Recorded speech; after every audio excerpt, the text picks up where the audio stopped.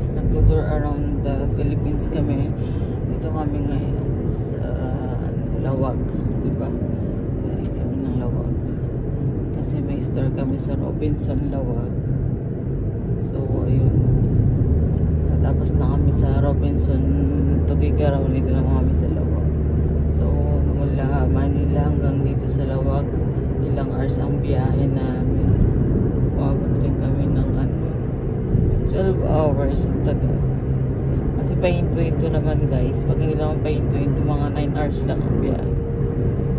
So mas malapit ang Manila to Lawag o sa Manila to Tugigaraw. Sobrang layo to Tugigaraw, grabe. Siyempre mas malayo yung Robinson Tacloban at saka Robinson Ormoc, yung mga pwesto namin. Ito kasing si boss, yung boss ng CH1 Saks, nag-e-explore tour around the Philippines mula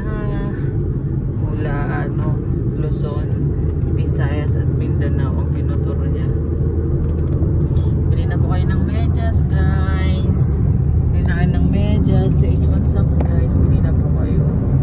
Sabihin mo kung nasaan ka para tingnan natin kung meron na ba kami medyas